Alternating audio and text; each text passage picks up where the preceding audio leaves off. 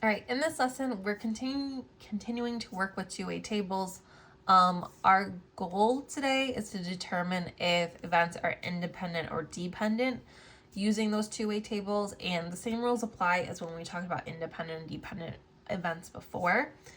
If they're independent, then the probability of A times the probability of B is going to be the same as the probability of A and B. If they're dependent, then those probabilities are not going to be equivalent to each other.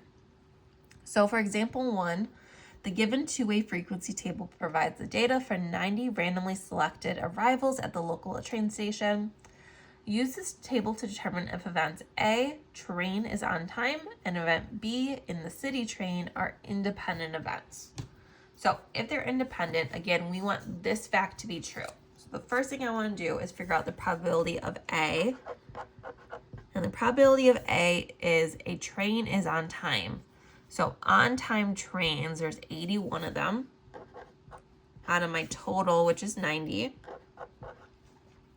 And the probability of B occurring in the city train is 60 of them out of 90. Okay, and then I have to multiply those together. So I'm gonna do the probability of A times the probability of B. So that's gonna be 81 out of 90 times 60 out of 90.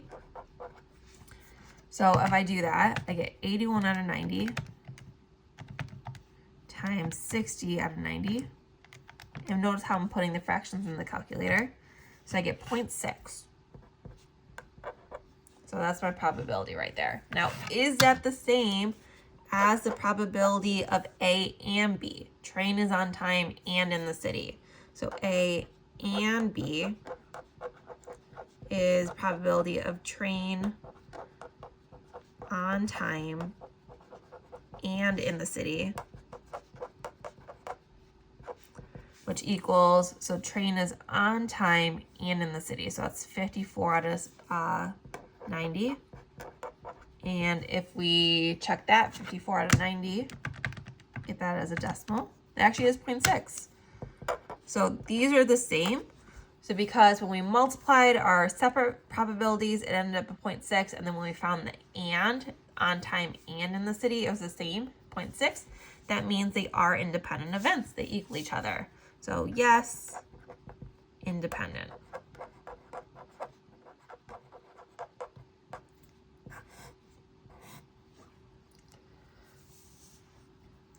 Part B, use this table to determine if event C, train is late, and D, city to city train, are independent events.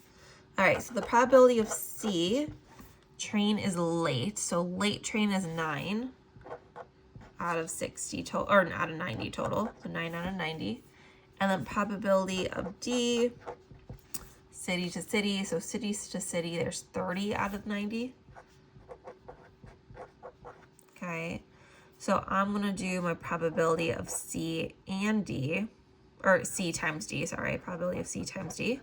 Multiply those together. So we get 9 out of 90 times 30 out of 90. So 9 out of 90 times 30 out of 90 is 0.033.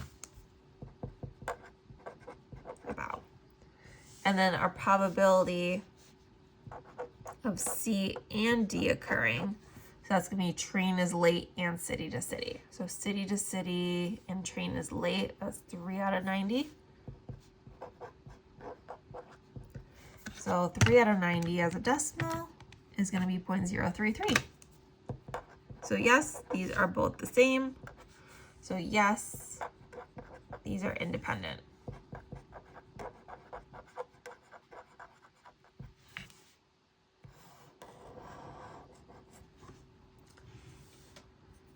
All right, next one. The two-way frequency table provides book preferences for a group of people. Let event A be the person who likes to read fiction, and let event B be the person who's between 20 and 30 years old.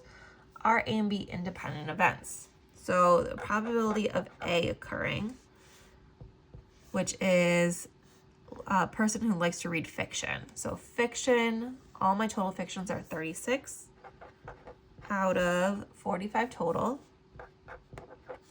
Probability of B occurring is a person who's between 20 and 30. So between 20 and 30, there's 15 of them out of the 45 total. So I'm going to multiply those together. I'm going to take the probability of A times my probability of B. So that's going to be 36 out of 45 times 15 out of 45. So 36 out of 45 times 15 out of 45. And that's 0.266 or 267. 0.267. Okay. And then I'm going to figure out the probability of A and B. So if I look at the table, what is probability that we're reading fiction, but we're between 20 to 30. So 20 to 30, but reading fiction, that's 12 people who's doing both out of 45. And if I get that as a decimal, that's going to be 0.267. So exactly the same. So again, because they are both the same, they're going to be independent. If these ended up as different, that's when they'd be dependent. So yes, independent.